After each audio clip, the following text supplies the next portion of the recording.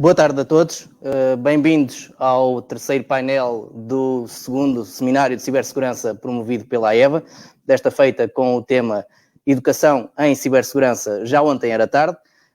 Tivemos já dois painéis, um da parte da manhã com a presença do Sr. Secretário de Estado da Educação, bem como a Diretora para a Educação da Microsoft e uma coordenadora para a Inovação e Formação do Centro Nacional de Cibersegurança, entidade parceira neste evento. Relembro que este evento está incluído no mês europeu da cibersegurança e neste terceiro painel, vou pegar nas palavras que foram tão ditas durante o segundo painel, da importância da educação, a importância da formação, a importância das pessoas nesta área da cibersegurança e o desafio que nos é colocado a todos enquanto membros de uma comunidade educativa, da comunidade educativa no geral, seja enquanto professores, enquanto pais. Neste caso em concreto agora e neste terceiro painel vamos ter aqui uma presença dos professores, da sua visão, daquilo que têm sentido no dia-a-dia e vamos agora então começar com o Jorge Braga. Vamos ter, só para lembrar, vamos ter neste painel 3 o Jorge Braga da EPRAMI, uma escola profissional e que nos vai partilhar um pouco da sua experiência com a privacidade, com a segurança, as escolhas que fizeram de plataformas e que disto possam ser boas práticas para a restante comunidade. Vamos ter a Fernanda Ledesma, da Associação Nacional de Professores de Informática, que também nos vai falar um pouco das suas iniciativas e de como vê, e assim como a associação que representa, vem agora a necessidade de formação dos professores, inclusive. Vamos ter o Rui Pacheco, diretor da iniciativa da marca Escola Virtual dentro da Porto Editora, que também nos dará a sua visão. E para fechar este painel teremos Bernardo Sousa, da estrutura de missão Portugal Digital, que nos dará uma ideia do que é que está a ser feito e do que poderemos esperar deste plano de transição digital para a educação que está em curso. Não demorando mais e pedindo aqui também aos oradores que tentem cumprir os 15 minutos que temos previstos para terminarmos o evento dentro da hora prevista. Jorge, iria passar-te a palavra. Obrigado por aceitar este convite de desafio. Porque estamos aqui em alguns desafios em diferentes frentes. Exatamente. Imensa a participação. E passo-te a palavra. Obrigado. Obrigado a todos. O meu nome é Jorge Sapinho Braga. Eu venho falar aqui um bocadinho daquilo que fazemos na EPRAMI em termos de segurança, em termos de dados, em termos de um conjunto de redes, estruturação, etc. Primeiro de tudo, um agradecimento, sem dúvida, quer ao Paulo Gafanha, quer ao Jorge na AEVA pelo convite em estar aqui. Depois, obviamente, cumprimentar os meus colegas de painel, a Fernanda, o Bernardo e, claro, obviamente, o meu amigo Gradato, o Rui.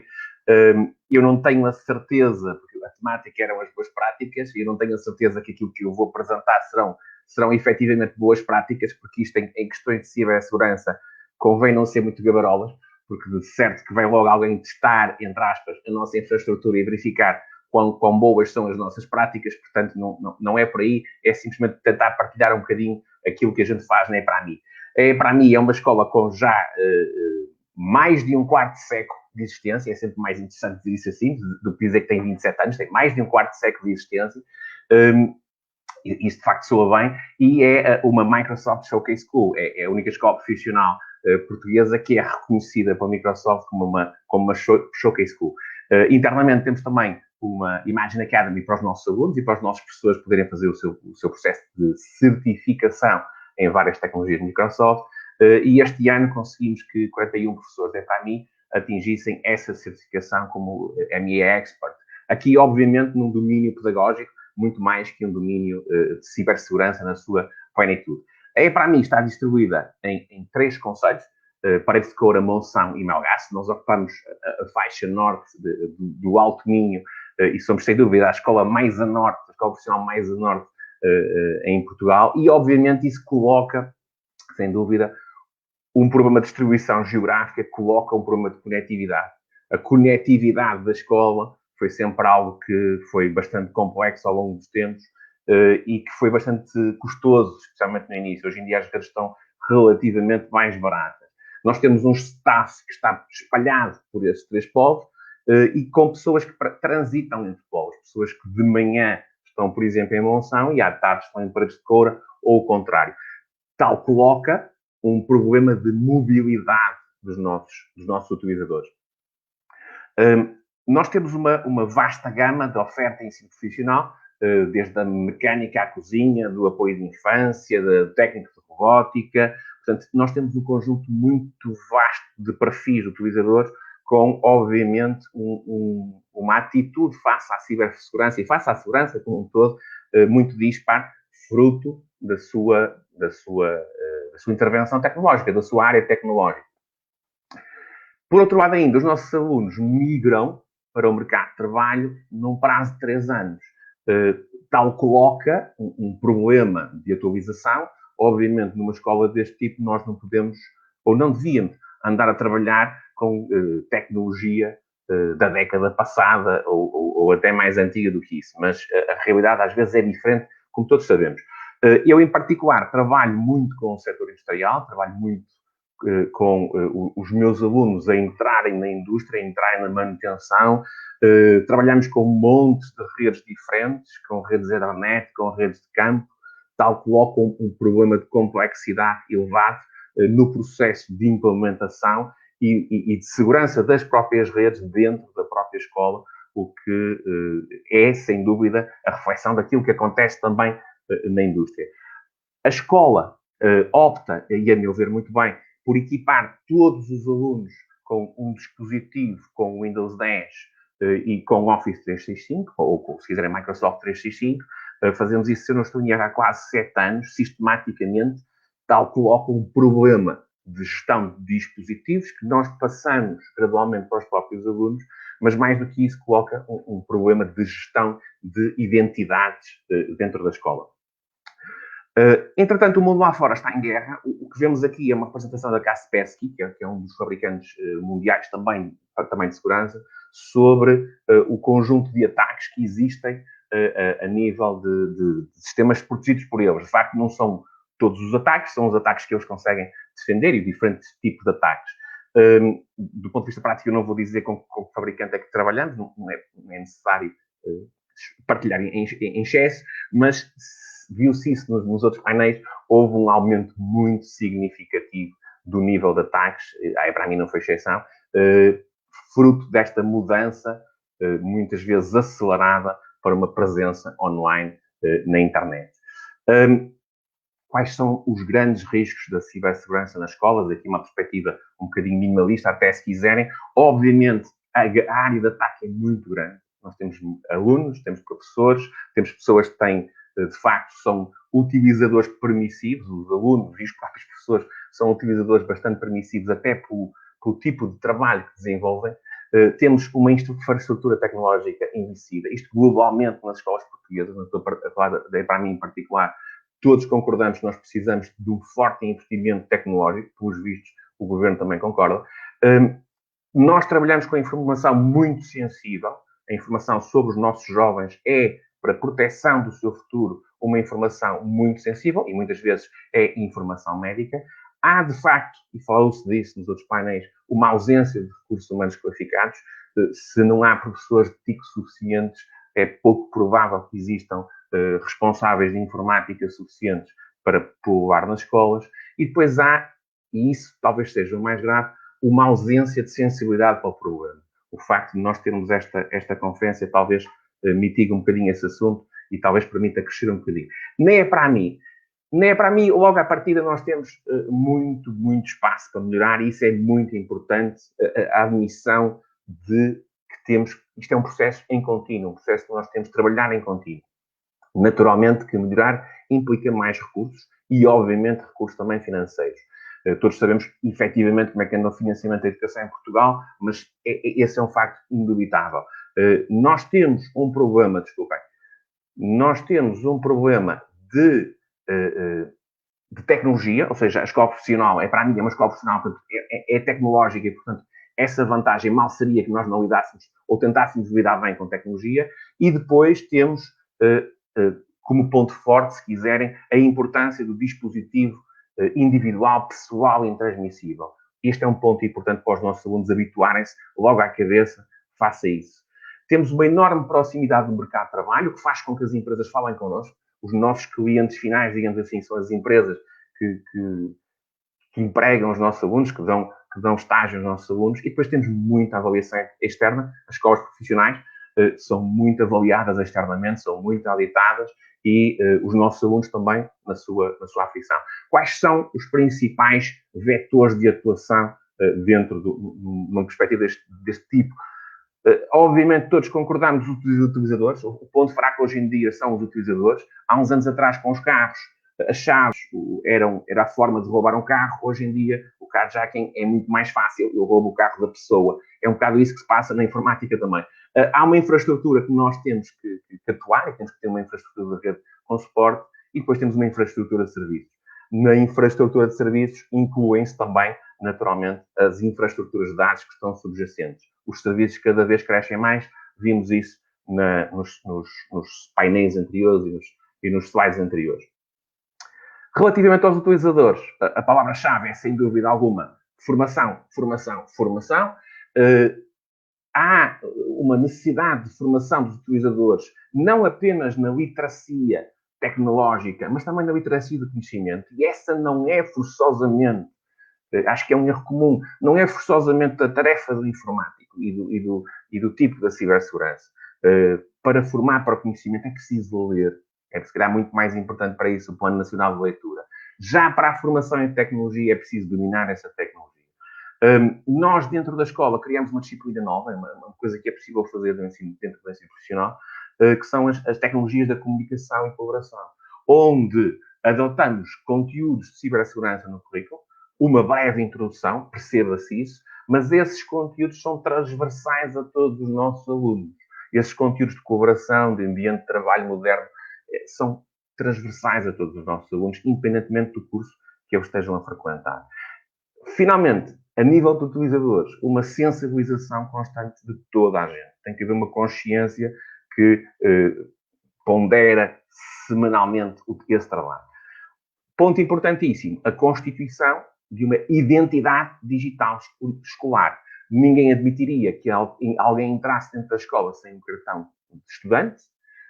Naturalmente, dentro da escola online, tem que entrar com um conjunto de credenciais. Essas credenciais envolvem o nome do utilizador, uma palavra-passe e, obviamente, métodos adicionais de autenticação. Quem é que tem que fazer a gestão disso? Tal como no cartão de estudante, a escola. A escola tem que implementar, tem que emitir, tem que gerir, tem que auditar e tem que revogar essa credencial. Essa entidade central digitalizada permite algumas coisas que já se viram aqui, como o acesso a recursos por utilizador. Na minha escola, à partida, não há computadores partilhados. Infelizmente, acontece isso às vezes em algumas escolas, haver um computador que é partilhado por vários alunos com o mesmo username e a mesma password. Nós não temos isso. Não há password do Wi-Fi. Os alunos acedem ao Wi-Fi com as suas próprias credenciais. À partida, nós sabemos quem são os diferentes alunos que estão num dado AP, ok? Temos atribuição de recursos para o perfil do utilizador. Exemplo, quando um utilizador professor acede ao Wi-Fi, tem uma largura de banda superior àquela que é disponível para um aluno, porque provavelmente a largura de banda necessária para dar uma aula talvez seja mais significativa. Temos políticas de palavra-passe adequadas. As políticas de palavra-passe mudaram. Não é preciso andar a mudar password 15 em 15 dias. Isso hoje em dia já não faz sentido, especialmente quando nós integramos a autenticação multifatorial ou multifator, como queiram chamar. A autenticação multifator é o quê?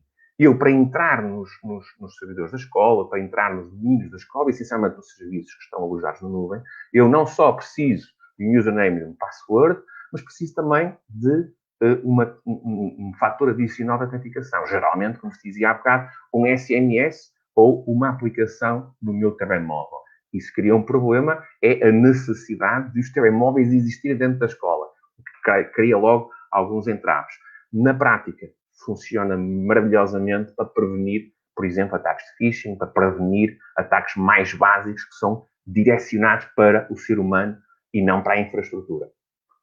A nossa infraestrutura da rede é complexa, eu não vou perder muito tempo a descrever esta infraestrutura, mas para que percebam, nós temos ligações por polo à internet, que um dos polos tem a sua ligação específica ou ligações específicas à internet, mas temos um backbone, temos uma ligação entre intrapolos e entre polos em fibra dedicada que serve, digamos assim, como garante de que as nossas redes sobrevivem entre os diferentes polos. Isto é importante porque é tráfego que não vai lá fora, embora nós reconheçamos que existem hoje em dia tecnologias bastante mais adequadas para implementar isto mesmo com uma saída posterior. Nós temos implementadas LANs separadas, VLANs separadas, Virtual LANs separadas, para professores, para alunos. Nós temos também o problema do setor industrial, também se falava no outro painel há bocado, nós temos robôs que têm que estar protegidos, físicos, que têm IPs, que podem ser acedidos indevidamente, e, portanto, essa rede também tem que estar protegida, e, obviamente, o acesso físico a cada uma das redes. Nós não podemos ter uma infraestrutura de segurança muito importante, mas depois qualquer pessoa chega lá, liga um cabo de rede e está dentro da minha rede. Já tínhamos há muitos anos um acesso via VPN encriptado para professores que estavam no exterior, okay? Que quisessem entrar dentro da escola, entre aspas, e, obviamente, temos processos de monitorização constante. Aquilo constante, entre aspas, porque não temos, obviamente, a infraestrutura que outras entidades terão. Essencialmente, nos últimos tempos, a nível de serviços, temos migrado para o software como um serviço. Microsoft 365, e-mail, SharePoint, Microsoft Teams, são tudo serviços que estão alojados no nosso tenant, no nosso domínio, que está dentro da Microsoft. Nós, para lá de sermos uma showcase school, somos também clientes e parceiros da Microsoft. Tudo o que é providers externos de tecnologia e de aplicações pedagógicas são também elas geridas externamente. Infelizmente, existem ainda um conjunto de serviços internos que necessitam ser mantidos e que necessitam ser mantidos dentro da escola. Obviamente, há servidores internos que têm dados críticos, por exemplo, têm dados que envolvem alunos, por exemplo, e que temos de manter políticas de backup para tentar garantir essa segurança. Temos problemas com dados pessoais, temos que ter sistemas e temos vontade de sistemas de data loss prevention, de prevenção contra a perda de dados que se esvaem, digamos assim, pela rede, e temos uma auditoria constante relativamente a esses dados críticos, subcontratando os serviços que são mais complexos. Quase para terminar, o que é que tem mudado e o que é que vai mudar? E falou-se disso ainda hoje. Há cada vez mais um princípio de supressão do data center local. Todas as organizações querem se livrar dos servidores, nós também queremos. Obviamente ganha muito mais importância o acesso à internet e vê a sua importância reduzida a interconectividade entre povos. As pessoas tentam se encontrar mais na internet que propriamente dentro da organização, digamos assim. Há um shift muito forte nos últimos anos das ligações com fios para as ligações sem fios, que representam o core das ligações internas. E, portanto, é algo que está muito protegido dentro de uma escola. Os utilizadores têm cada vez mais dispositivos. É comum um aluno meu ter um telemóvel e ter um portátil e ter o PC físico desktop da escola que está ligado a um autómato, que está ligado a um robô. E, portanto, este aluno consumiu ali 5 IPs de repente. E cada vez mais estamos a migrar para soluções cloud. Software como serviço, como tínhamos falado, segurança, ela própria como um serviço, o SASE, o Secure Access Service Edge, em que nós passamos a responsabilidade, em parte, da manutenção desses processos de segurança para um provider de serviços, para alguém que nos vai facilitar esses serviços e que é especialista, digamos assim, nessa área. Contudo, o que é que não podemos perder de vista em todo o processo de implementação? Uma formação constante de utilizadores. Todos os anos nós recebemos nas escolas uma leva nova de utilizadores que têm que ser formatados numa dada direção, com esta preocupação com a identidade digital, com esta preocupação com o dispositivo enquanto infraestrutura associada a cada pessoa, aqueles microperímetros que se falava há bocado. Não podemos perder de vista uma atualização constante da infraestrutura. Nós não podemos esperar 10 anos em atualizar uma infraestrutura informática de uma escola. Nós, numa escola, e para mim também, precisamos ter recursos humanos qualificados para estas áreas concisas. Temos que ter, obviamente, políticas que estão adequadas em que a cibersegurança é parte integrante do processo de decisão, especialmente quando se trata nas políticas de dados, que têm a ver com o cumprimento do Regulamento Geral de Proteção de Dados, o cumprimento da LADA, o cumprimento do conjunto de legislação que existe para escolas referente a isso. E, finalmente, um ponto que é absolutamente importante é a monitorização constante da nossa infraestrutura. É típico um ataque a uma infraestrutura desse tipo permanecer indetectado durante muito tempo, o que pode provocar, inevitavelmente, a perda de dados. E, como se dizia há bocado, reputacionalmente é muito complicado, mas também é muito complicado para os nossos alunos verem os seus dados, os seus encarregados de educação, perdidos para a internet. E, portanto, esse ponto de monitorização deve ser também levado muito a sério. O meu nome é Jorge Santana Braga, obrigado por terem assistido. Paulo, acho que consegui cumprir o tempo e consegui recuperar aqui um bocadinho de tempo face ao que tínhamos combinado. Portanto, passo de novo a palavra.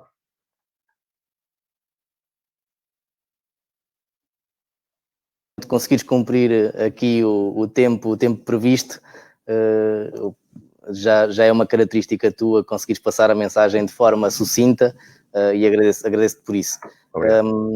De forma a tentarmos aqui efetivamente recuperar algum tempo, e porque as perguntas esperamos aqui e incentivamos aqui as pessoas que nos estão a seguir nas redes sociais, principalmente no Facebook da EVA, que coloquem algumas perguntas. O Jorge acho que já falou aqui de algumas coisas que poderão ser importantes. Agora iremos ter a Fernanda Ledesma, Presidente da Associação Nacional de Professores de Informática, um conjunto de professores que garantidamente será muito importante neste plano para a transição digital. O Jorge referiu bem, isto não tem que ser só os professores de TIC ou de informática, mas não deixarão de ser elementos cruciais e que muitas das vezes gerem de forma o tal part-time as infraestruturas tecnológicas da escola. Pegando nas palavras do Jorge, é preciso formação. Isso foi referido nos dois painéis anteriores também. A Ampri tem aqui um papel importante e tive a oportunidade de verificar isso durante o decorrer desde que estivemos confinados. Por aí, Fernanda, também os parabéns à Ampri.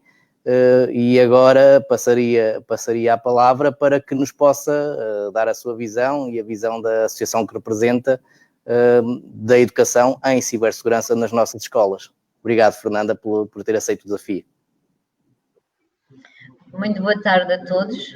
Eu gostaria que me confirmassem só se me estão a ouvir. Eu penso que sim. Então, eu queria agradecer em primeiro lugar o convite que nos fizeram. Efetivamente, a maior parte, ou pelo menos pelo nosso levantamento, mais de 65% dos professores que tomavam conta das redes, seja lá com a designação que quiserem atribuir, eram do grupo de informática, e isso dá-nos alguma legitimidade para nós irmos fazendo algumas intervenções e apresentar alguns pareceres a este nível e colaborar sempre que o somos solicitado.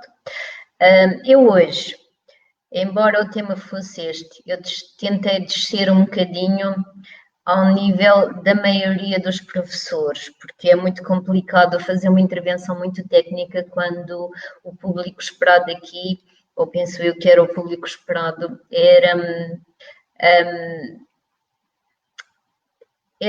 eram professores na sua generalidade e não só professores de informática, e portanto foi a pensar nesse público que eu preparei mais ou menos a minha apresentação. E eu ia começar por organizar as ideias, e eu organizei a minha apresentação tendo em conta as experiências que tivemos, mas também segundo estas 4 áreas: as opções da gestão ou da direção de uma escola, que têm muito impacto naquilo que é feito dentro das escolas, as práticas pedagógicas dos professores, na generalidade, e, por outro lado, educar para ser e estar online. Isto é a educação, é uma espécie de educação para a cidadania digital ou aquilo que nós fazemos nas TIC. E por último, os conteúdos para os cursos profissionais, que eu vou abordar muito pouco aqui, mas que não deixa de ser uma área da segurança nas escolas. E foi esta a organização que eu escolhi para esta apresentação. Começando então pela primeira, as opções da gestão. Depois daquilo que nós passamos nos últimos meses, antes das férias de verão, eu penso que as escolas deviam ter aprendido a lição e devem fazer um esforço muito grande, seja para adotar uma plataforma de ensino e aprendizagem nas escolas. Isto porquê? Porque aquilo que se verificou, e nós temos dados, é que muitas não as tinham e algumas tinham e não usavam. E não estamos a falar de plataformas de ensino-aprendizagem como a da Porto Editora ou a da Leia, que falarei um bocadinho mais à frente. Estamos a falar daquelas plataformas em que os professores podem organizar as suas próprias turmas e os seus próprios documentos e fazer a comunicação com os pais, com os alunos, enfim. E eu penso que se as escolas aprenderam a lição, que era importante, devem, se não fizeram naquela altura, que muitas fizeram nessa altura, devem adotar uma plataforma de ensino e aprendizagem. Isto porquê? Porque ao fazê-lo, estão a proteger as suas pessoas, as pessoas de cada escola. Ou seja, os professores e os alunos dessa escola passam a trabalhar ou a ter as suas aulas online ou presencialmente, porque num ambiente controlado, ou seja, num ambiente mais protegido, não é um ambiente como uma rede social do Facebook aberta para todos, é um ambiente controlado. E isso corta logo uma boa parte dos riscos. Não quer dizer que não há riscos, como disse o Jorge, não há segurança, e como já disseram outros convidados, não podemos dizer que estamos em segurança total, porque isso não existe. Isso online não existe, nem na vida real. Mas quebramos aqui uma série de riscos. E qual deve ser essa plataforma? Isso tem que ser uma opção de cada escola. As escolas é que têm que escolher qual é a plataforma que querem optar para o seu trabalho. E porquê é que eu coloquei aqui esta opção?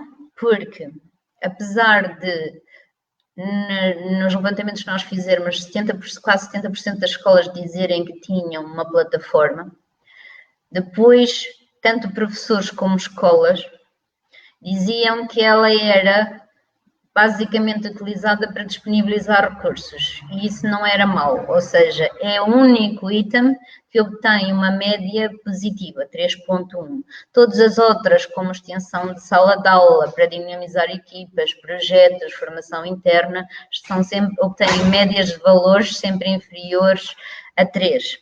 Isto numa escala de intensidade de 0 a 5.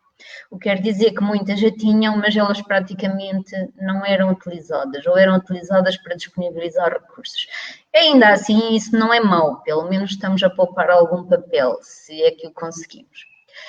O segundo cuidado, e eu procurei escolher situações simples e não fui para aquela parte tão técnica das redes que normalmente nas escolas diz respeito a 2 ou 3 pessoas, não mais do que isso.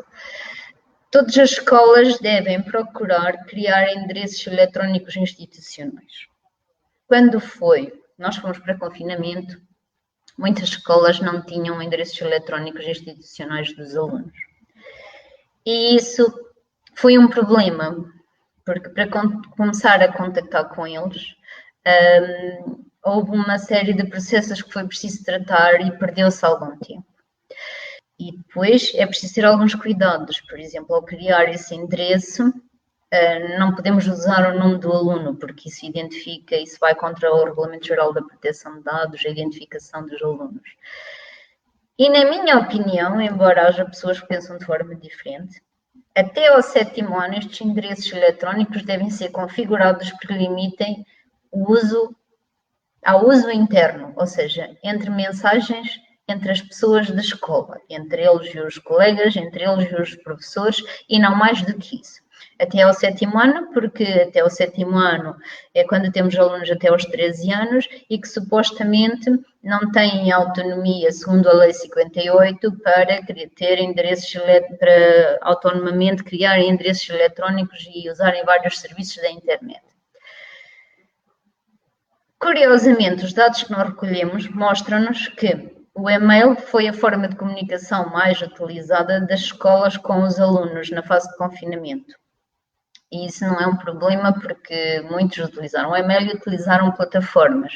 O problema está é que em muitos casos a forma de comunicação e a forma de enviar trabalhos foi mesmo só o e-mail. Eram enviados trabalhos por mail e recebidas as tarefas por mail. E em muitos casos, pior ainda a situação, porque eram e-mails pessoais, não eram e-mails da escola. E isso é mais grave ainda. E, portanto, o e-mail tem que ser usado, é usado. Contudo, é preciso fazer um upgrade para uma plataforma ou para outra forma de disponibilizar os conteúdos e trabalhar de uma forma mais interativa com os alunos. Outra questão que foi, na altura foi um problema, foi a questão da declaração de consentimento. Nem todas as escolas, desde que foi implementado o RGPD, ligaram muito a isto. E quando fomos para confinamento e quando precisaram de criar os endereços eletrónicos, muitas não tinham a declaração de consentimento dos alunos, dos encarregados de educação, a autorizar a criação dos mails aos seus educandos ou aos seus filhos.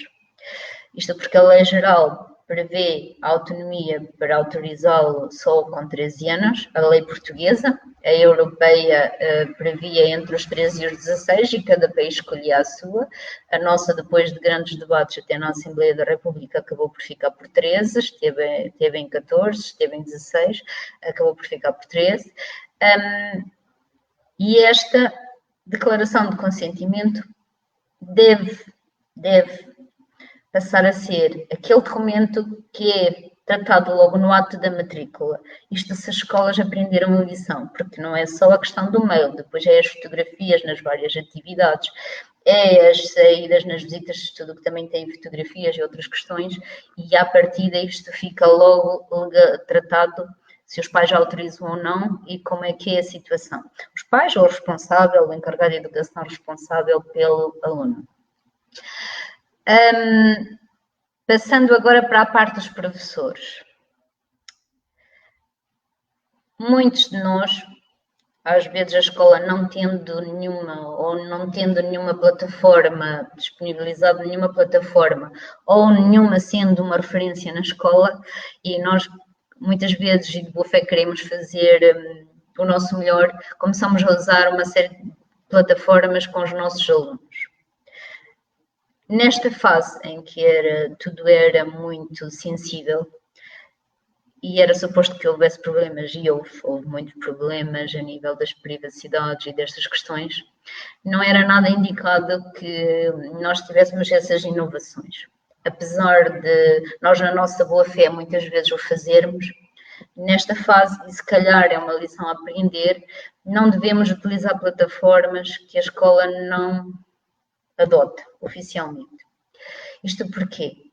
Porque ao fazê-lo sozinhos e quando há problemas, a responsabilidade é só nossa. Ninguém nos encomendou para utilizar aquela plataforma.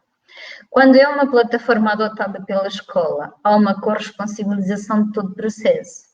Há uma direção que está atrás de nós, que sabe que adotou aquela plataforma, há uma série de situações aprovadas em Conselho Pedagógico, em Conselho Geral, enfim, e que nos permitem, de alguma forma, utilizar a plataforma. Pode haver problemas, mas não estamos sozinhos naquele processo.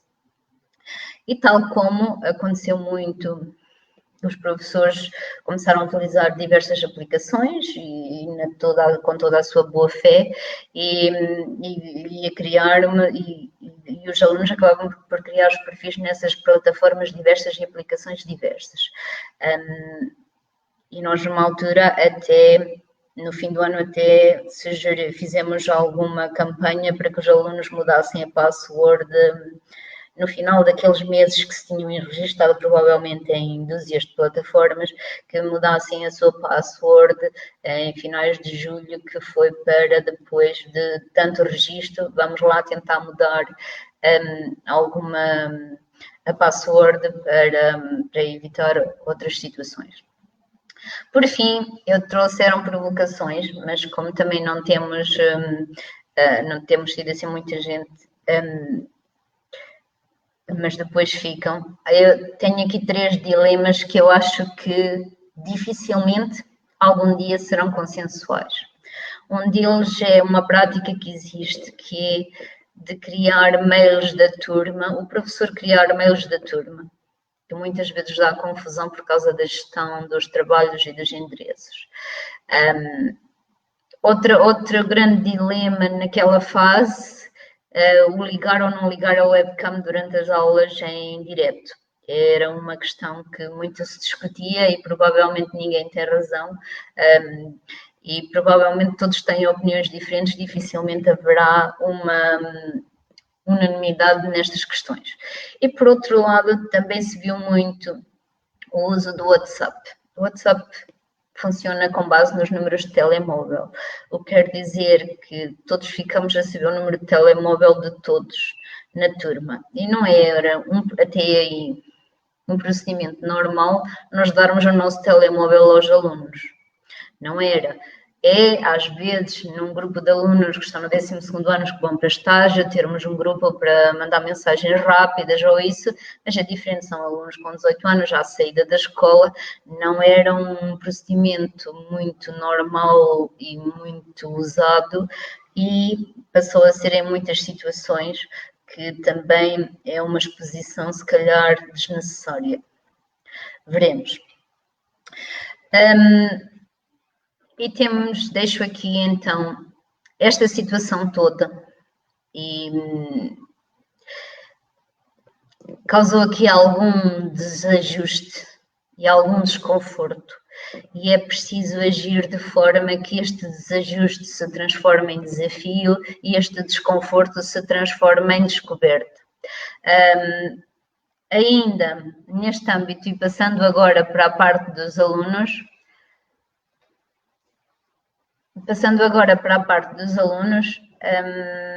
da cidadania digital, eu queria começar por uma provocação ou por uma questão, digamos assim, se todas as famílias, no mundo real, naquilo que é o mundo real, que nós adultos ainda diferenciamos muito o que é real e o que é virtual, no que é o mundo real, todas as famílias ensinam a criança a não abrir a porta a estranhos. Verdade, isto é quase daquelas primeiras aprendizagens quando os nossos filhos começam a ter alguma autonomia. Mas, quando passamos para o mundo real, que esta divisão só existe para nós adultos, a maior parte das famílias, ou nem todas as famílias, sabem ensinar a criança a proteger a porta digital, ou a janela digital, ou o perfil digital. E há estudos que comprovam que há um gap grande dos conhecimentos da maior parte das famílias para ajudar os filhos neste aspecto. E quando há esta falta de conhecimento, já há estudo do EUKids Online, por exemplo, que é da Universidade de Nova, de tantos em tantos anos vão fazendo um estudo que depois fazem a ligação com o projeto europeu. Quando há esta diferença ou esta dificuldade, a responsabilidade da escola aumenta. Ou seja, se a família não é capaz de o fazer, tem que haver uma maior intervenção da escola neste sentido. E daí, onde é que nós podemos encontrar estes conteúdos? Podemos encontrá-los do 5º ou 9º ano na disciplina de TIC, que tem um domínio, que é o domínio da segurança, responsabilidade e direito e respeito em ambientes digitais.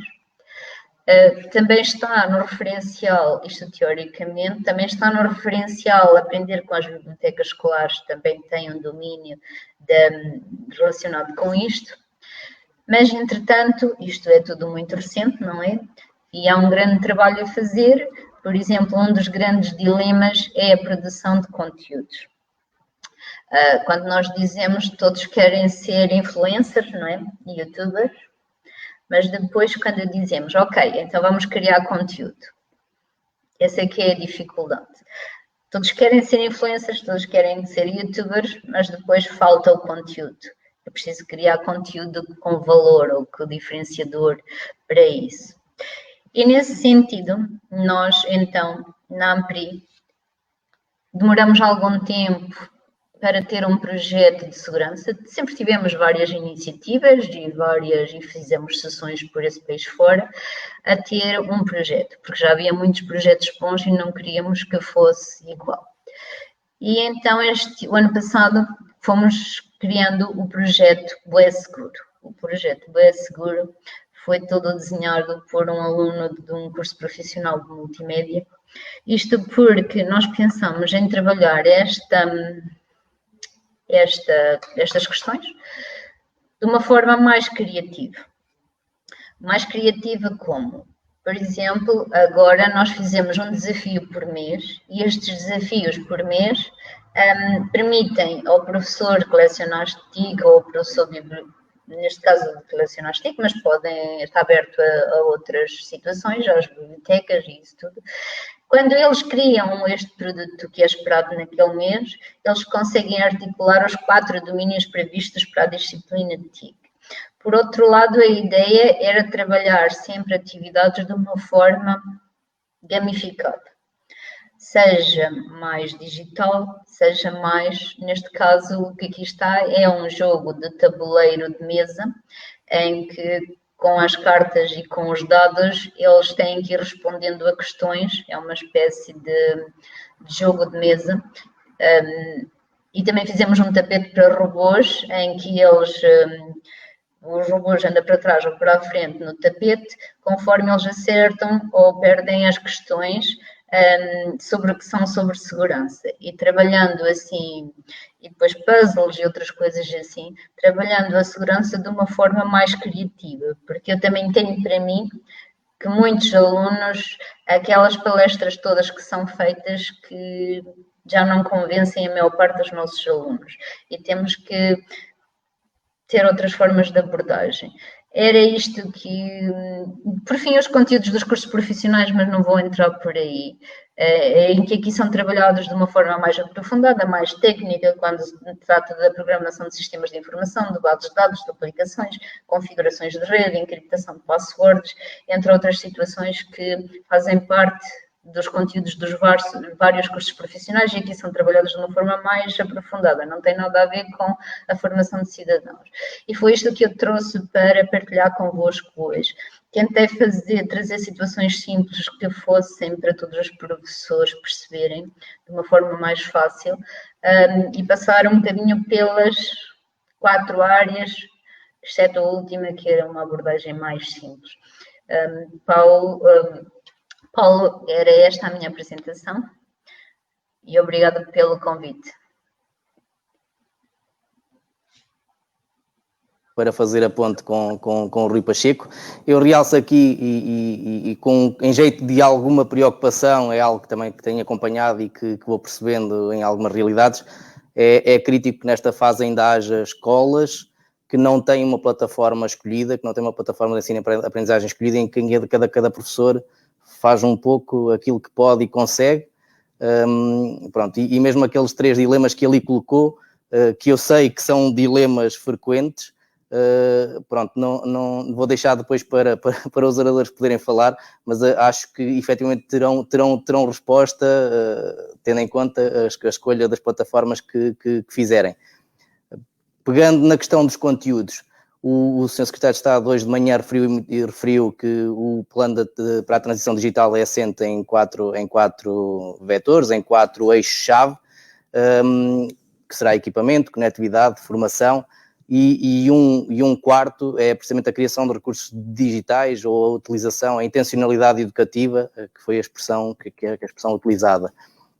A escola virtual, neste tempo de pandemia, já cá anda há algum tempo, o Rui Pacheco depois dirá, mas efetivamente teve, assim como outras plataformas, como a Leia, que já foi aqui referida, por exemplo, com a pandemia disponibilizaram os seus conteúdos de forma gratuita, e isso foram uma ajuda bastante interessante, porque sem recursos digitais não há ensino híbrido, não há ensino remoto, não há ensino à distância, mas, e em jeito de provocação também, Rui, para lhe passar a palavra, que sei que está aqui hoje com bastante esforço pessoal, que desde já lhe agradeço imenso, e por ter aceito o desafio de forma tão pronta, como é que, pronto, que irá certamente explicar-nos como é que a Escola Virtual, a Porta Editora em concreto, vem este desafio da cibersegurança na utilização dos próprios recursos digitais que promovem, com a plataforma que disponibilizam para as escolas e que é bastante utilizada.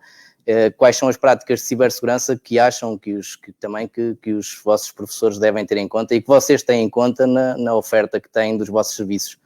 Portanto, passo-lhe a palavra, Rui, obrigado mais uma vez por ter aceito este desafio. Olá, boa tarde. Eu presumo que estão a ouvir-me e eu queria confirmar se conseguem visualizar a minha apresentação. Não sei se me podem... Sim, Rui. Sim. Obrigado. Então, antes de mais, obviamente, eu agradeço a oportunidade de partilhar este momento convosco e partilhar a nossa visão deste assunto.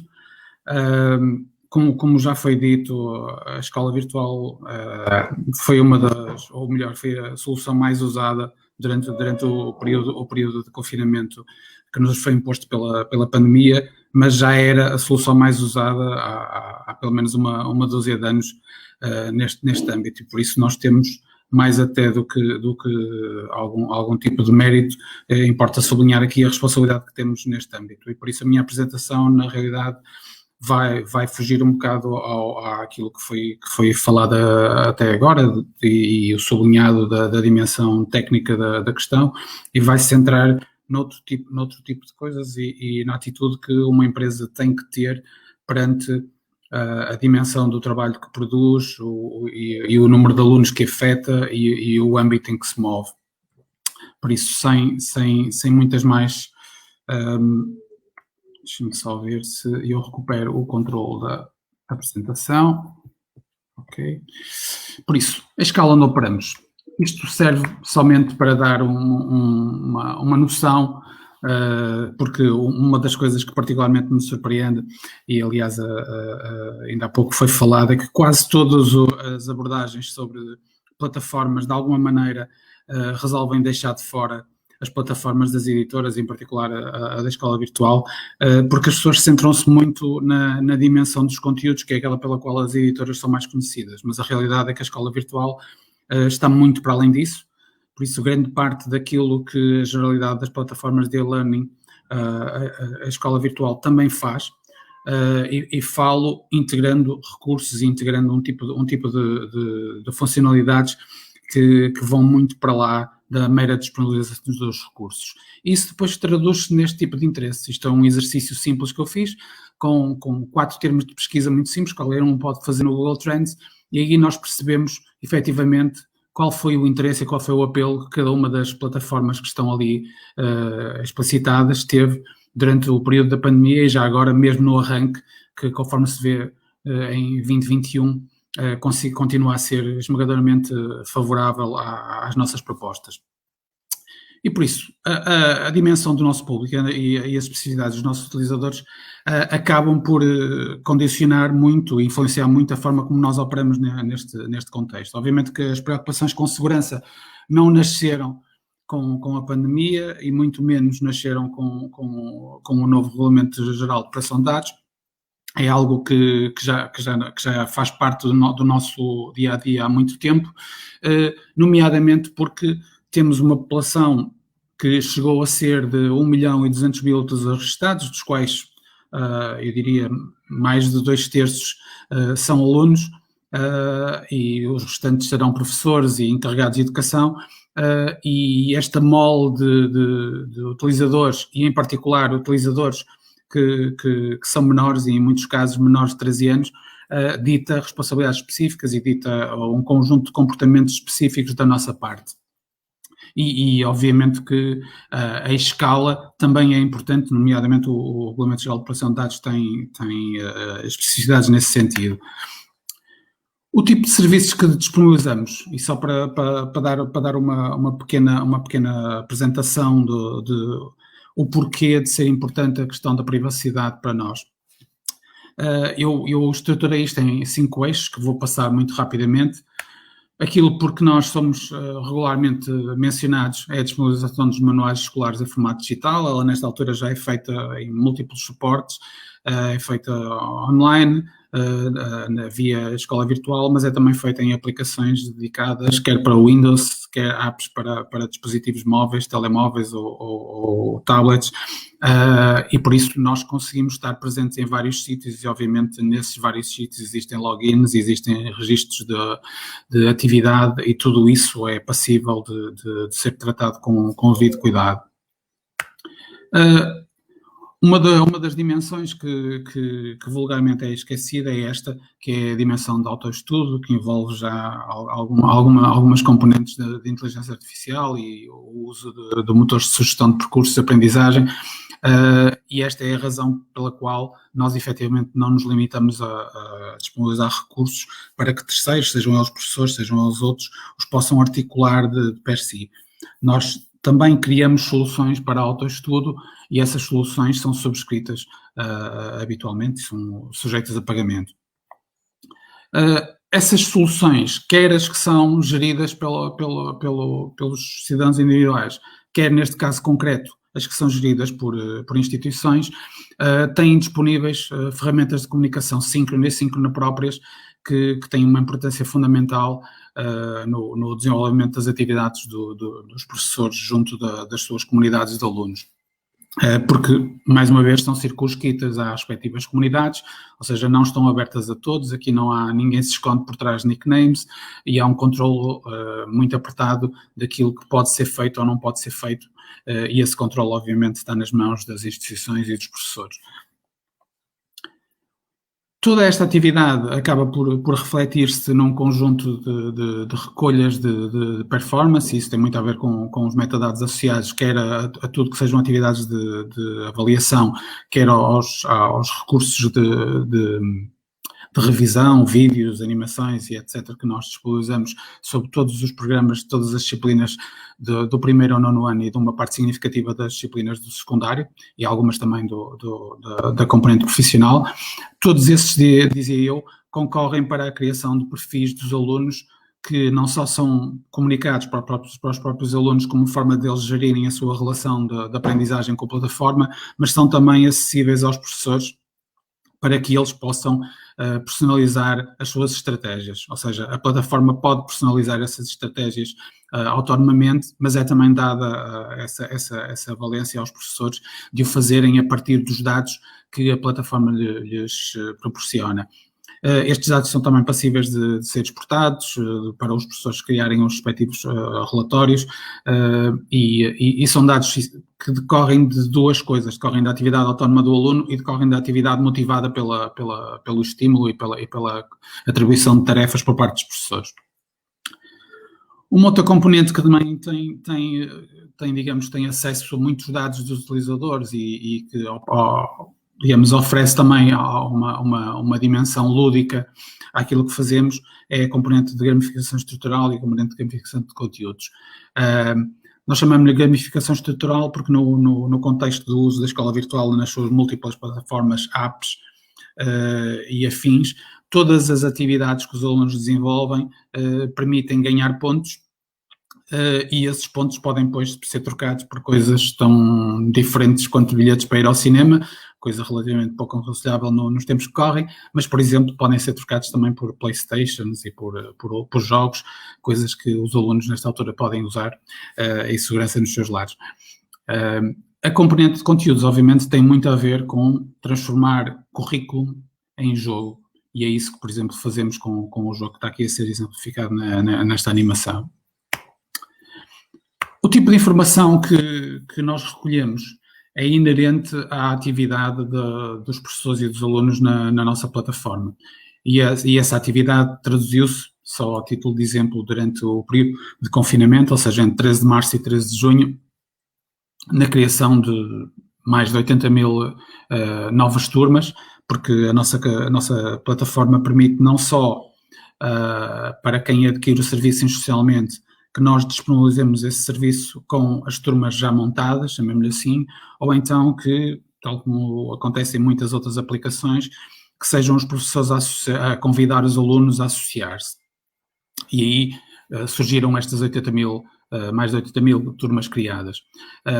Tão importante quanto as turmas criadas é depois o trabalho desenvolvido pelos professores, porque se é verdade que a plataforma tem testes pré-determinados e tem testes gerados dinamicamente para os alunos, os próprios professores podem ou usar esses testes às vezes, ou podem alterar esses testes, ou podem criar testes novos nas ferramentas da plataforma. A vantagem de o fazer nas ferramentas da plataforma é que todos esses conteúdos, mesmo aqueles que são criados pelos professores, têm que passar por um processo de atribuição de metadados que se prende com o relacionamento desses conteúdos com os tópicos do programa e que depois permitem, obviamente, extrair conclusões e um conhecimento muito mais profundo e muito mais atualizado daquilo que os alunos efetivamente dominam ou não dominam.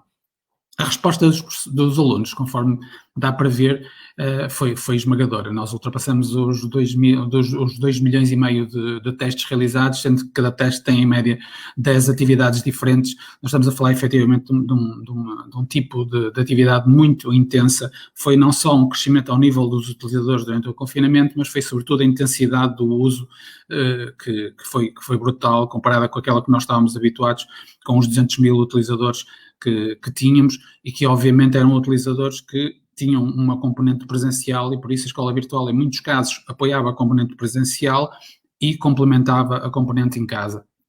Mas obviamente o tipo de assiduidade com que os alunos a usavam não se compara com o período de confinamento, até porque são circunstâncias completamente diferentes. O que é que mudou com o novo RGPD na nossa forma de trabalhar? E o novo é de facto uma coisa um bocado estranha de dizer, porque tendo em conta que o RGPD foi aprovado em 2016 pela União Europeia, ainda que depois a transposição para a legislação nacional tenha demorado um bocado mais, a realidade é que ele não é provavelmente novo. E o essencial, eu não diria o essencial, ou um dos tópicos fundamentais aqui no meio, é que o que mudou para operadores como nós, ou para quase todas as plataformas e softwares educativos e não só, foi que deixou de haver aquele pisco pré-estabelecido que permitia que as pessoas no decurso dos processos de inscrição fizessem next e na prática consentissem implicitamente. Desde a aprovação do Regulamento Geral de Proteção de Dados não existe consentimento implícito. Todo o consentimento tem que ser explícito, tem que haver um opt-in, tal como é definido na própria lei, ou seja, não há nenhum espaço que esteja pré-preenchido. No caso do utilizador não o preencher, quer dizer que não está interessado. O que, aliás, às vezes cria algumas situações caricatas das pessoas protestarem por não receberem newsletters porque não optaram por querer recebê-las e nós não podemos assumir que elas querem recebê-las e depois elas protestam por nós receberem. Não há forma de evitar este tipo de mal-entendidos, porque digamos, uma consequência prática da aplicação da lei. O modo como no Grupo Porto Editora encaramos isto, e é bom perceber que o Grupo Porto Editora não se cinge nem à Porto Editora propriamente dita, nem sequer à Escola Virtual, por isso a Escola Virtual é uma marca da Porto Editora. A Porto Editora é um conjunto de 3 editoras de âmbito escolar e de muitas mais de âmbito geral, para lá de envolver também todo o Grupo Bertrand Círculo, cerca de 60 livrarias da Bertrand, a editora da Bertrand, o Círculo de Leitores, por isso estamos a falar de um conjunto de 1.400 pessoas e mais de uma dezena de empresas diferentes, e nesse âmbito o que nós fazemos é ter uma abordagem que, isto é, existe uma dimensão ético-moral na nossa abordagem disto, ou seja, nós sentimos como pela manutenção de dados no âmbito da educação, temos especiais responsabilidades e depois existe uma dimensão jurídico-formal e uma técnico-processual. E isto posto por miúdos, a dimensão jurídico-formal é, na prática, a aplicação do Regulamento Geral de Proteção de Dados e outra legislação aplicável a este contexto. A técnico-processual tem muito a ver com aquilo que implementamos como práticas e aquilo que os nossos sistemas tiveram que adotar como opções. A nova política que implementamos é assente nestes 7 pontos. Eu vou-me debruçar sobretudo no primeiro deles. Todos os outros fazem parte daquilo que é o Regulamento Geral de Proteção de Dados e são aspectos hiper relevantes e que são tratados um a um, mas que infelizmente não temos tempo para os percorrer todos. Eu concentrar-me então na questão do Privacy by Design, que na realidade é sempre que pensamos uma nova app, uma nova funcionalidade dentro de uma app ou uma nova funcionalidade dentro de um serviço como a escola virtual, nós pensamos nela nas múltiplas dimensões, nomeadamente na dimensão de assegurar a privacidade com configuração pré-determinada. Exatamente para não sermos reativos, sermos proativos, para prevermos todas as situações, para sermos transparentes e, na realidade, para assegurarmos que durante todo o ciclo de vida do tratamento de dados que essa eventual aplicação implica, nós garantimos que todo o processo é desenvolvido com toda a segurança. Sendo certo que, em momento algum, há segurança absoluta, tal como já foi dito antes de mim. O Privacy by Design envolve também um conjunto de avaliações que eu diria são legais, mas são também políticas, porque não há, como é quase tudo no direito, não há provavelmente respostas absolutas. Por isso, nós temos que olhar para cada funcionalidade, para cada tratamento de dados, sob a perspectiva de avaliar se existe uma base de ilicitude aplicável, isto é, por exemplo, se a existência de um contrato nos permite ou não utilizar determinados dados ao abrigo do serviço que nos foi contratado, se existe, por outro lado, um interesse legítimo na nossa ação, por exemplo, até que ponto nós, quando contactamos com professores, temos a legitimidade de lhes comunicar uma ação de formação, que pode não ser para venda, e isso faz parte do interesse deles, e isso é efetivamente um interesse legítimo da nossa parte. E há muitas outras situações deste género, infelizmente o tempo é escasso e por isso eu não me vou muito alargar nisto, mas estes são o tipo de aspectos que temos em conta quando analisamos a questão do Privacy by Design. Isto obriga-nos também a não propriamente seguir a nossa hierarquia enquanto empresa, mas a adaptar a nossa empresa a uma nova matriz de responsabilidades neste âmbito específico. Até porque, em alguns casos, não estão em causa entidades internas à empresa, como é o caso do encarregado de proteção de dados, que é contratado pela empresa, mas na realidade é alguém que tem que assegurar uma certa independência, exatamente tal como está configurado no Regulamento Geral de Proteção de Dados. E existem também entidades externas, como é o caso da Autoridade de Controlo, que é a Comissão Nacional de Proteção de Dados Pessoais, e também subcontratantes, ou seja, empresas a quem nós fornecemos os nossos dados para que elas possam operar com esses dados. Ou seja, tudo aquilo que é software as a service, na realidade, enquadra-se aqui desde que haja transmissão de dados. Alguns exemplos práticos do que nós fazemos. Nós fazemos, por exemplo, clique aqui. Nós fazemos, por exemplo, o tratamento dos registros dos alunos, Caso não tenha, colocando Depois a necessidade dos encarregados de educação validarem essas inscrições, e isto é aplicável em particular aos menores de 13 anos, que ao abrigo da transposição que foi feita para Portugal da lei, têm mesmo que ter autorização dos pais para se inscreverem em qualquer serviço online. E essa é uma das regras que nós cumprimos e que já agora uma parte substancial de muitas das aplicações que vão sendo aconselhadas a ser usadas não cumpre, incluindo algumas aconselhadas pelas autoridades portuguesas da área da educação. Fazemos uma revisão exaustiva, fizemos-la em 2018, em 2017 e estamos neste momento a fazer uma outra de modo a acomodar todas as questões que se prendem com privacidade, nomeadamente o uso de cookies, o tempo que essas cookies são guardadas, qual é a finalidade específica dessa cookie, bem como todas as outras questões de transparência sobre para que é que o serviço guarda determinados dados e qual é digamos, o tempo que nós reservamos para ficar com esses dados e o porquê. Mas tudo isto é muito importante para que os utilizadores saibam exatamente o que é que a plataforma está a fazer quando eles operam na plataforma. Outra coisa de grande importância é a forma como nós atuamos enquanto subcontratante ou então como subcontratado. Como subcontratante, eu já referi há pouco, que é, por exemplo, nós utilizamos uma plataforma externa de email marketing e essa plataforma externa recebe informação nossa. Essa plataforma externa tem um contrato connosco que medeia o tratamento desses dados. Ou seja, eles assumem perante nós um conjunto de responsabilidades sobre o tratamento desses dados, tal como o RGPD impõe. Na linha inversa, aquilo que acontece com as cerca de 600 instituições que são nossas clientes ao nível institucional, passo o pleonasmo, até porque são, nos casos, escolas, municípios, centros de explicações, até uma região autónoma, no caso presente, todas essas, cada uma das escolas assina connosco um contrato de gestão de dados, exatamente para assegurar que, bem, primeiro que fica formalizada essa relação e segundo que essa cedência é feita dentro de um determinado enquadramento, isto é, nós só temos o direito de usar os dados dos alunos e dos professores para aquela finalidade prevista e aí a escola tem a garantia absoluta daquilo que nós estamos a fazer está enquadrado pela lei. Do mesmo modo que nós temos uma garantia de que estamos a operar dentro da lei porque temos autorização de quem pode efetivamente conceder-nos essa autorização. Isto é tão mais relevante quanto até há bem pouco tempo ninguém, exceto nós, fazia isto em Portugal na relação com as escolas. E isto é bastante importante que se diga.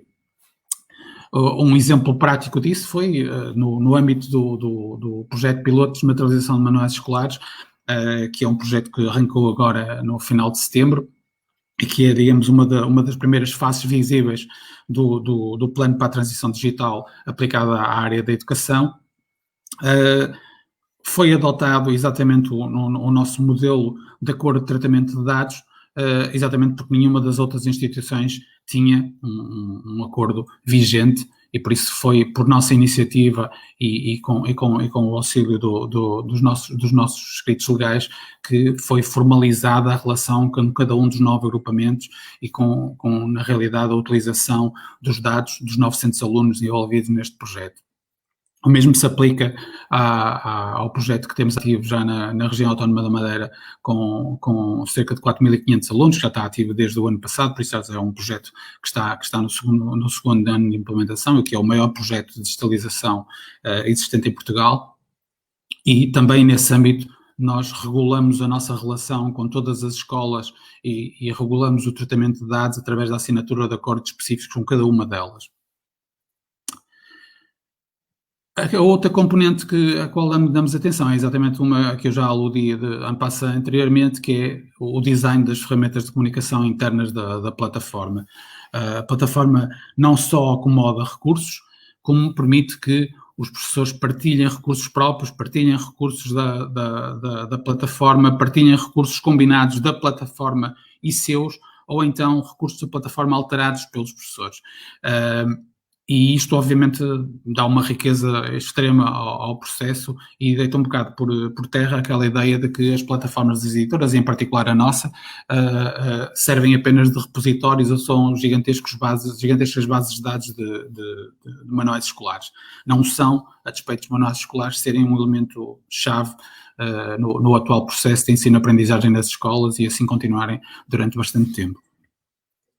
Resumindo, eu aproveitei para terminar isto de uma forma um bocadinho brincalhona, para que isto não seja tão solene quanto o tema acaba por nos impor. Obviamente que este tema é tudo menos uma brincadeira, mas eu achei que neste caso se adequava uma citação de um grande filósofo, que é o tio do Spider-Man, que é com um grande poder vêm as grandes responsabilidades, que é na realidade aquilo que se passa quando lidamos com uma grande mole de dados e sobretudo quando lidamos com dados de menores e de alunos que são bastante preciosos.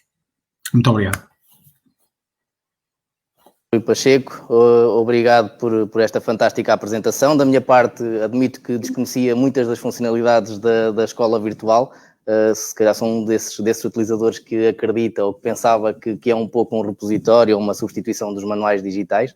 É muito mais do que isso, é louvável ver que há esta preocupação tão grande com o Regulamento Geral de Proteção de Dados e que também há uma preocupação de disponibilizar aqui de alguma forma um poder aos professores para poderem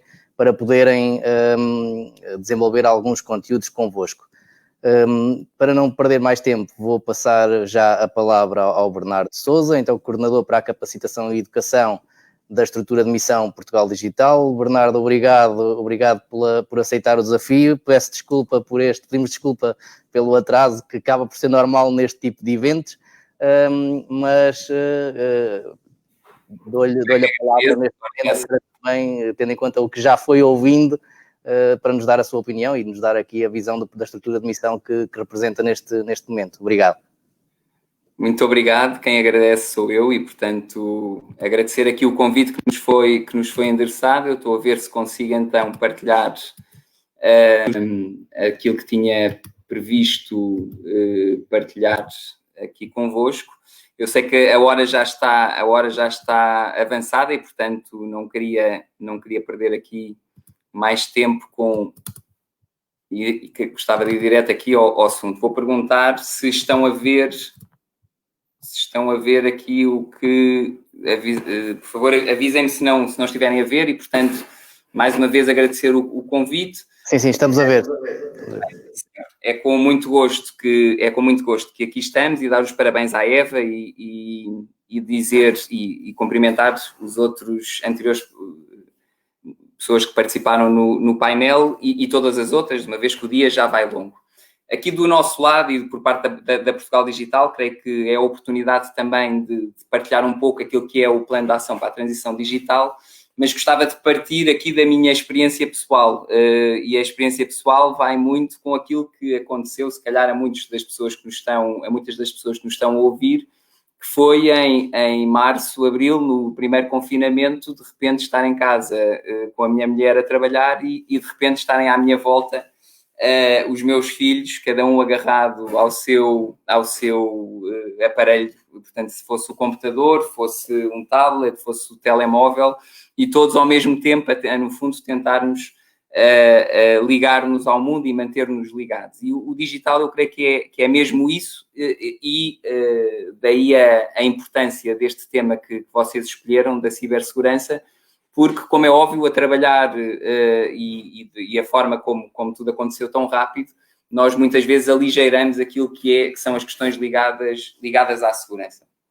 Mas nos dias que correm, todos sentimos que, efetivamente, o digital é isso mesmo e, portanto, o mundo corre a uma velocidade grande e todos percebemos que, mais tarde ou mais cedo, estamos a utilizar estas plataformas, estamos a utilizar estes recursos. E portanto, isto foi-nos acontecendo, foi acontecendo com as comunidades educativas, foi acontecendo nas diferentes escolas por todo o país. Os professores, toda a comunidade está de parabéns, eu creio que houve um esforço por parte de todos, e todos de um momento para o outro percebemos a potencialidade que o digital permite nas nossas vidas. Contudo, creio que como pais, como utilizadores, a experiência trouxe-nos aqui sentimentos diferentes e, portanto, se por um lado todos percebemos que o digital é uma solução e com isso conseguimos manter os nossos filhos, os nossos trabalhos ligados e, portanto, toda a sociedade a mexer-se, isso já acontecia antes destas questões ligadas ao confinamento, mas ele tornou isso mais real. E foi possível, no fundo, ter as escolas a funcionar, umas melhores, outras piores, umas com mais dificuldades, outras com menos, uns alunos mais ligados, outros menos, mas, no fundo, todos nos mobilizámos para isso. Por outro lado, creio que tanto as entidades, tanto os professores como os pais também sentem o risco daquilo que não conhecem ou que muitos de nós desconhecemos. Muitos de nós temos falta de acesso a ferramentas, portanto, numa área que está em constante transformação e numa transformação muito acelerada, e isso é possível ver pelo excelente trabalho que as próprias editoras, por exemplo, têm feito, e muitas destas plataformas na área educativa têm evoluído e, portanto, torna-se muito presente até no próprio sistema educativo, como é uma área que tem evoluído muito. Mas dizia eu aquilo que também sentimos que é um risco de uma área que a comunidade educativa, ou dizendo aqui muitos de nós, pais, sentimos um distanciamento e sentimos por isso alguma insegurança. E perante esta incerteza, ou perante estes mixed feelings, como eu escrevi aqui, sentimos que temos duas hipóteses. Portanto, sentimos que este mundo que corre a esta velocidade no digital e que permite e que transforma de forma positiva também as nossas vidas, mas que também tem os seus riscos. No fundo, tínhamos aqui uma hipótese, que era fingir que ele, no fundo, não existia e não endereçar, no fundo, os desafios que se colocam, ou, por outro lado, ter aqui uma ambição de, seja enquanto cidadãos, seja enquanto organizações, seja enquanto país, ter aqui uma ambição digital que nos transporte para este mundo e que, no fundo, de alguma forma potencie todas as oportunidades que ele abre. E eu creio que isto é, no fundo, aquilo que justifica a Portugal Digital e, portanto, no fundo, era isso que eu agora ia falar um pouco. Creio que era essa também a ideia de terminar este dia com aquilo que Portugal, ou que do ponto de vista mais institucional é feito e é olhado para o futuro.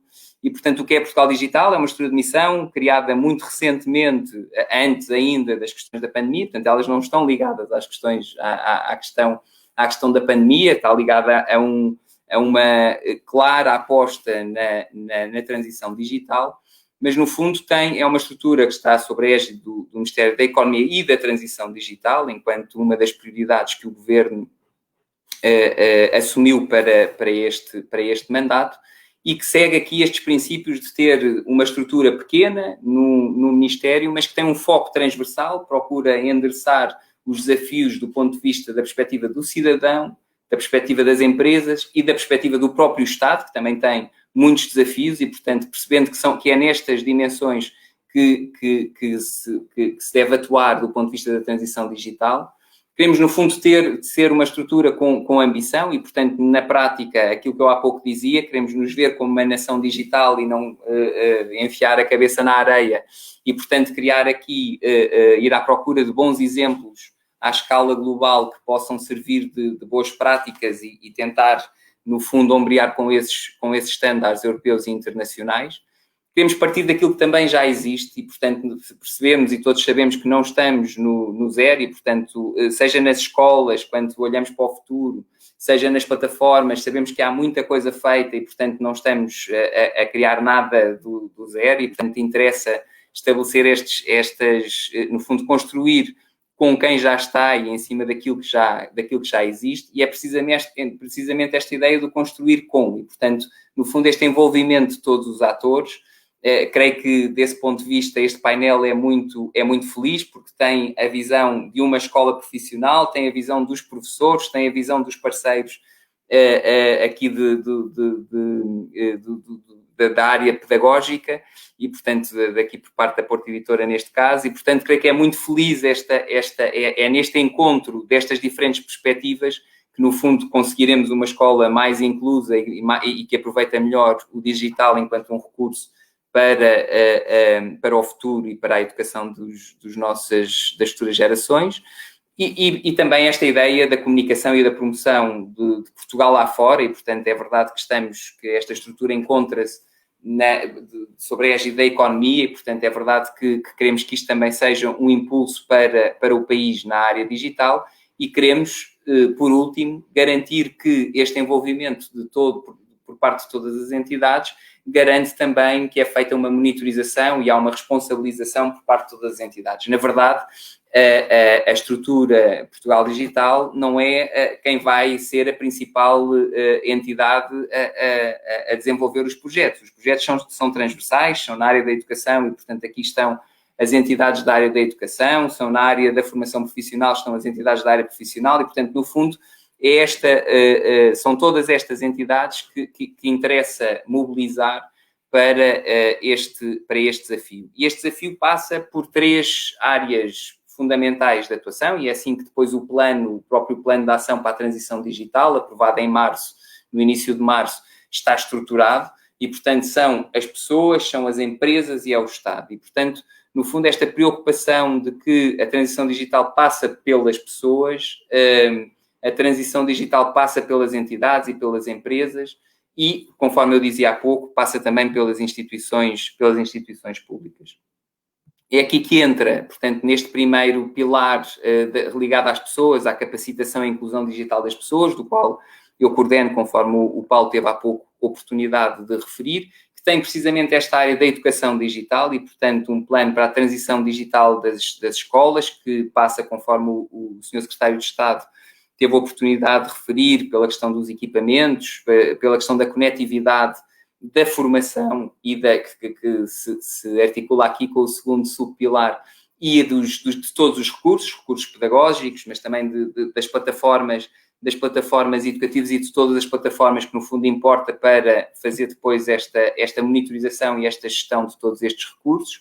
Esta área da formação profissional, e estamos a trabalhar já com o Instituto de Emprego e Formação Profissional. Na semana passada houve já uma portaria que cria o programa Jovem Mais Digital e, portanto, no fundo, que é já uma oportunidade para mais jovens para terem acesso a percursos formativos na área digital, e uma área da inclusão e da literacia digital que vem endereçar precisamente aquela preocupação por onde eu comecei, onde a questão da segurança é tão importante, que é de todos os cidadãos de termos acesso às competências básicas, mas também acesso a algum conhecimento sobre como termos aqui um uso seguro destas tecnologias. Portugal não compara muito bem e, portanto, é um desafio que temos quando falamos em métricas de utilização da internet e, portanto, ainda estamos aquém. Existem, em comparação com outros países europeus, temos aqui muitos cidadãos ainda, um quinto da população que ainda não utiliza a internet. Temos aqui desafios do ponto de vista das competências básicas dos cidadãos que queremos endereçar e por isso, um dos grandes desígnios deste plano é a inclusão digital de 1 milhão de portugueses e, portanto, tentar, no fundo, dar aqui um salto a esse nível, porque percebemos que esta inclusão digital é também um motor da cidadania de hoje em dia, por parte de todos os cidadãos, de terem acesso à informação e a muitos serviços. Pois, e agora de forma mais rápida, há aqui um segundo pilar ligado às empresas e, portanto, a esta preocupação de fazer o digital chegar e mobilizar e transformar o tecido empresarial, e isto seja por parte da inovação e do acesso à experimentação e da capacitação das próprias empresas, seja do ponto de vista dos seus recursos humanos, seja sobretudo de recursos que permitam fazer o diagnóstico, projetar as necessidades e facilitar depois esse investimento. Pretende-se também, conforme eu dizia há pouco, projetar Portugal lá fora e permitir, sobretudo em áreas de ponta, do ponto de vista da inteligência artificial, da computação avançada, poder ter aqui também a esse nível da própria cloud, ter a esse nível também um salto qualitativo do ponto de vista das empresas e do ponto de vista das oportunidades que isso significa. Vou acelerar aqui um pouco, o encontro é sobre a área, é sobre a educação e, portanto, dizer só que do ponto de vista também da digitalização do Estado, há aqui também uma preocupação e, portanto, queremos dar esse salto qualitativo na administração pública, seja através da formação dos funcionários públicos, e aqui os professores têm também, há uma preocupação grande também com essa área. Sabemos que é uma população com uma idade média mais avançada e quanto mais essa idade avança, menos as pessoas estiveram habituadas a crescer com o digital e, portanto, há um esforço acrescido, vemos isso quando falamos com os nossos pais e, portanto, em comparação com os nossos filhos e, portanto, é uma mobilização que tem que existir, mas também por parte de tornar os serviços mais próximos dos cidadãos e, portanto, serviços, o acesso ser feito online, o próprio desafio dos serviços públicos utilizarem mais a cloud e, portanto, há um conjunto de desafios que se colocam do ponto de vista da administração pública que devem também ser endereçados por este plano. E depois há um conjunto de catalisadores, entre os quais eu chamava só aqui a atenção para perceber que estas coisas estão todas ligadas e, portanto, são diferentes áreas que tocam todos os pilares e, portanto, tocam as pessoas, as empresas e o Estado, e onde aparece logo na primeira a cibersegurança e, portanto, daí esta importância de tudo aquilo que nós temos falado. E daí eu querer agradecer mais uma vez a pertinência desta vossa iniciativa. Este é o propósito da Portugal Digital, é ser um motor de transformação do país, procurando envolver todas as pessoas, e isto passa mesmo pelo envolvimento das pessoas, e, portanto, por mais, muitas vezes nós estamos ou achamos que podemos aligeirar e que, no fundo, estas questões da cibersegurança não são para todos, ou que é só para as pessoas que têm competências básicas ou que têm poucas competências do ponto de vista do digital, mas eu gostava de partilhar vou pedir para aumentarem o vosso som para poderem ouvir, peço desculpa por estar em inglês, mas queria só partilhar este pequeno vídeo convosco. Cybersecurity today and how safe people's passwords are. What is one of your online passwords currently? It is my dog's name and the year I graduated from high school. Oh, what kind of dog do you have? I have a Chihuahua Papillon. And what's its name? Jameson. Jameson. And where'd you go to school? I went to school back in Greensburg, Pennsylvania. What school? Hempfield Area Senior High School. Wow. When did you graduate? In 2009. Oh, great. You mean to give my password right now? No, I cannot do that. But we all want to know what it is so we can tell if it's strong or not. Oh my goodness. Let me think. Okay, one is Tel Aviv. Yeah. 468, and then Israel. It's only 3, but it's for me it's strong enough. É isto que nós, é esta a dificuldade que nós temos, é este o desafio que temos todos que endereçar, e, portanto, este vídeo mostra, e, portanto, estamos a falar de pessoas provavelmente com habilitações de nível superior, e, portanto, todos temos que ser envolvidos nestes desafios ligados à cibersegurança, proteger as informações pessoais, proteger os nossos aparelhos, o computador, a infraestrutura local, respeitar os outros. Aqui o ciberbullying é muito importante. Podia-vos também falar de exemplos próximos aqui dos meus filhos que no primeiro ciclo já falam de ciberbullying na escola e de situações de bullying na escola, sabendo que estiveram confinados e, portanto, que utilizam sozinhos estas plataformas colaborativas. É uma preocupação também as questões ligadas ao ciberbullying. Comunicar e navegar em segurança, socializar em segurança. São outras experiências também, muitas vezes não se apercebem daquilo que postam nas áreas, nas plataformas sociais, e muitas vezes não se apercebem do que isso implica. Terminando aqui um pouco aquilo que é o nosso papel, e com isto termino esta apresentação. Pretende, portanto, a Portugal Digital e mobilizar as entidades, conforme eu dizia, este é o nosso papel, dar apoio na implementação de projetos, e por isso estamos a atuar com a educação no seu plano de transição digital.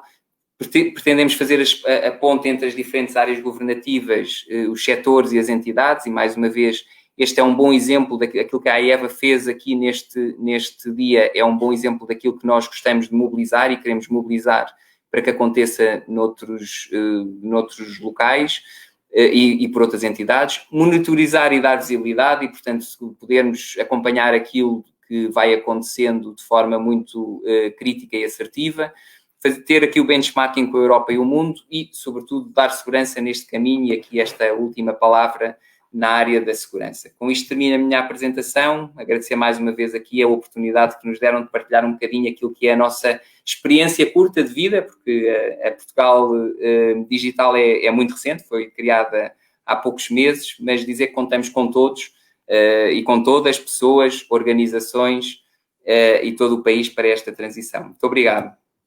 Obrigado, Bernardo, obrigado pela apresentação, por nos dar a conhecer um pouco mais do que é esta estrutura de missão de Portugal Digital. E pronto, já estamos aqui no adiantar da hora, muito próximo do nosso limite. Eu iria deixar aqui, se calhar, uma pequena provocação ao Bernardo e depois pedir aos colegas oradores também para darem uma última palavra antes de finalizarmos. Mas, por exemplo, eu reparei, que não pude deixar de reparar, que falamos em eixos de investimento neste plano de transformação digital, mas nesses 4 eixos não se fala necessariamente na aposta nas plataformas, nem nos recursos que as escolas têm, e ainda de encontro a uma pergunta que aqui estava, ou um comentário que estaria aqui na nossa publicação. Alguém dizia, após a apresentação do Jorge Braga, que tinha gostado muito da apresentação, mas que isso não é possível nas escolas públicas. Eu punha aqui a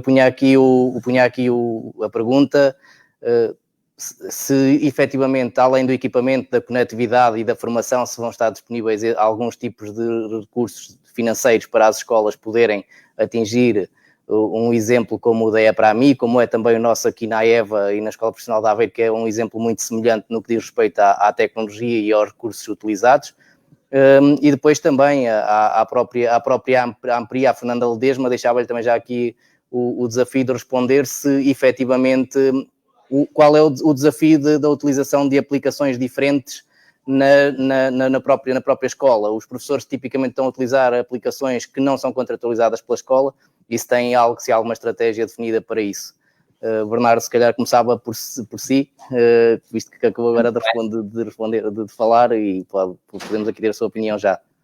Eu agradeço a pergunta, se bem que, como deve imaginar, estas são as pontes que se têm que fazer e tendo estado aqui o Sr. Secretário de Estado Adjunto da Educação, provavelmente ele deve ter endereçado, eu tentei ir ouvindo, ir acompanhando, não acompanhei tudo, mas diria que sim, Paulo, e portanto do ponto de vista prático e do próprio investimento que está agora pensado também no plano de recuperação e resiliência, há verbas muito significativas para a educação e, portanto, eu creio que é uma preocupação legítima e quem colocou a questão tem toda a razão e, portanto, é no fundo perceber, bem, mas como é que as escolas vão dar este salto? Estamos a falar de muitas escolas, estamos a falar de agrupamentos que têm diferentes escolas, que estão em diferentes locais e, portanto, há uma infraestrutura, há conectividade, há fazer chegar todos os recursos, os computadores aos professores, aos alunos, há a formação e, portanto, há todo um conjunto de uma mobilização grande, mas que sim, que tem que ser feita, estou de acordo consigo, e eu diria que sim, que está pensado no âmbito do plano de transição digital, também endereçar esse desafio e creio que o Governo, já foi dito quer pelo Ministro da Educação, quer o próprio Primeiro-Ministro também já falou sobre isso, vão fazer chegar, com certeza, também recursos às escolas. Por ter aceito este desafio, o convite logo desde a primeira hora. Então, obrigado. Jorge, ia fazer-te a mesma pergunta, se tens alguma consideração e agradecer também, obviamente, a presença e o teres aceito tão prontamente o convite endereçado pela AEVA e pela Escola Profissional de Aveiro para este evento. Primeiro de tudo, de facto, obrigado pelo convite, obrigado por permitirem apresentar um bocadinho do que é para mim. Relativamente àquela última pergunta, deixem-me só dizer uma coisa importante. Para mim, do ponto de vista de tecnologia, tem muito espaço de manobra e muito espaço para melhorar, e todas as escolas têm, de facto, e é, de facto, um bocadinho preocupante quando nós olhamos para aquilo que eu apresentei, a infraestrutura que eu apresentei, e pensa-se que não é possível ter isso nas escolas públicas neste momento. Estamos a falar de uma infraestrutura que não é assim tão recente quanto isso. Nós vimos há bocado na Cisco a falar, por exemplo, sobre o Cisco Umbrella, que é de facto uma coisa muito mais talhada, digamos assim, para uma infraestrutura deste tipo, e espero eu que venhamos a migrar para uma infraestrutura deste tipo. Eu acho que, de facto, o problema típico da educação é um problema de subfinanciamento, é um problema de não olharmos para aquilo que são as necessidades dos nossos futuros adultos, e eu, como estou muito próximo do mercado de trabalho, também já penso nisso, nós, ao não fazermos este investimento na educação, estarmos a promover a iliteracia tecnológica. E a iliteracia tecnológica dos nossos alunos no futuro, enquanto adultos, enquanto profissionais, tem um custo muito elevado para o país. E, portanto, nesse sentido, eu acho que é fundamental que existe efetivamente uma intervenção muito forte em termos de investimento para a educação, mas que não se volte a esperar tanto tempo para refazer esse investimento. Dizia há bocado o Rui Pacheco, e muito bem, relativamente à questão da segurança, sermos preventivos e não reativos. Relativamente à infraestrutura tecnológica, relativamente ao investimento da educação, nós temos que ser preventivos. Se tivéssemos sido preventivos no passado, esta transição digital já não seria uma transição digital, já lá estaríamos. E, portanto, essa necessidade forçosa de sistematicamente estarmos a investir dinheiro na educação para que o futuro dos nossos filhos seja melhor, acho que é absolutamente óbvia. E, portanto, quanto mais não seja nesta proteção de dados que tem que ser a cibersegurança. Uma última nota, eu às vezes penso um bocado naquilo que vão ser as inteligências artificiais do futuro. Se calhar não convém dar a essas entidades, sejam elas privadas, públicas ou outras, todos estes dados que nós temos acumulados dentro das escolas. E, nesse sentido, a infraestrutura da Porta Editora é claramente uma infraestrutura que trabalha para essa privacidade e para proteger as crianças. Sejamos honestos. Nós tentamos também fazer a nossa parte e tentamos, de facto, melhorar um bocadinho aquilo que é a transição para o mercado de trabalho dos nossos alunos. Mas, de facto, eu acho que precisamos mesmo de um forte investimento tecnológico em Portugal na educação, mas manter esse investimento sistematicamente, não adiar os reinvestimentos, se quiser.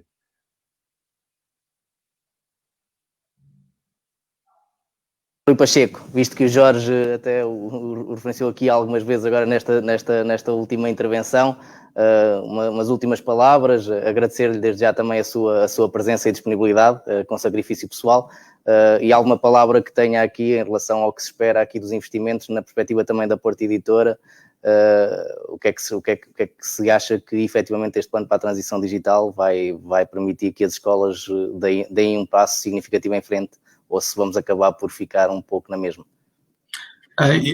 Assim, sou por natureza um otimista, e neste momento eu diria que, não obstante ainda existirem muitas coisas vagas, ainda existirem muitas promessas por cumprir, há pelo menos um conjunto de indicadores que apontam que não vão ser repetidos os mesmos erros que foram cometidos em 2008, na altura do Plano Tecnológico de Educação.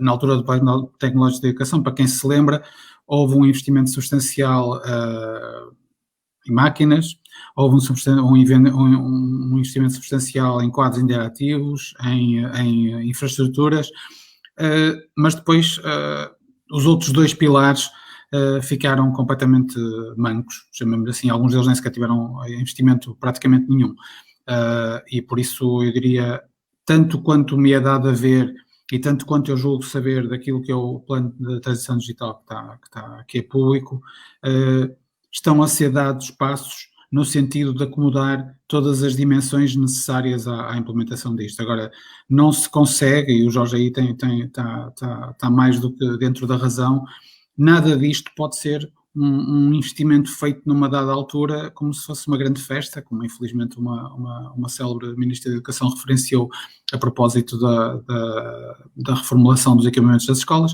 Não pode ser uma festa que ocorre numa dada altura. Isto é um investimento contínuo que tem que ser acautelado, tem que ser planeado no tempo. Por exemplo, uma das coisas que eram fundamentais para a execução do plano anterior, que eram os centros de apoio, a dada altura deixaram de existir.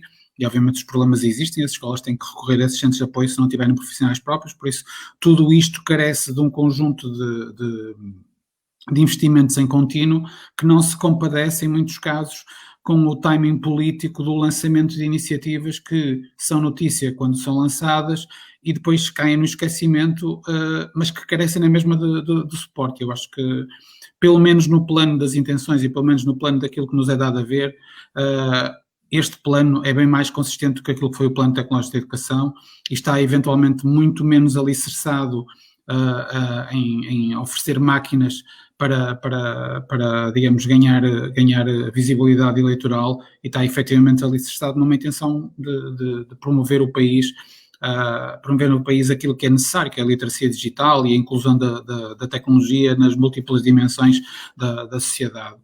E por isso eu quero acreditar que desta vez vamos fazer as coisas como deve ser, e vamos continuar a trabalhar para que isso aconteça, e obviamente a Porta Editora vai dar o seu contributo.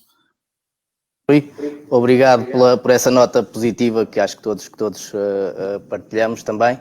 Fernanda, umas últimas palavras. Aqui também a questão das aplicações escolhidas pelos professores, aqui um jeito de provocação também. Deixo-lhe aqui a honra de ter as últimas palavras dos oradores neste evento. O que é que pode dizer e como é que encara o que aí vem agora, tendo em conta as últimas informações? Obrigado. Bom, antes de eu penso que me estão a ouvir. Antes de passar à resposta à questão, eu queria dizer ao Rui Pacheco que no nosso questionário tinha uma questão sobre as outras plataformas, a da Deportivo Editora, a da Leia e outros sites que são plataformas com recursos e outras funcionalidades. Não estava era misturada com aquela que eu apresentei aqui e não fazia sentido trazer esses resultados porque não tinha tempo para estar a discutir mais resultados, mas nós temos efetivamente essa questão no nosso questionário também e temos os resultados, se eles quiserem consultar. Mas, passando ao plano de transição digital, efetivamente as escolas estão há 10 anos, a maioria sem ser mexido em... Algumas estão com equipamento que receberam de 2019. Outras, no ano passado, no âmbito dos projetos de sucesso das câmaras, receberam algum equipamento, mas aquilo que eu gostava de dizer é que isto não pode efetivamente ser o plano tecnológico e depois o plano da transição digital.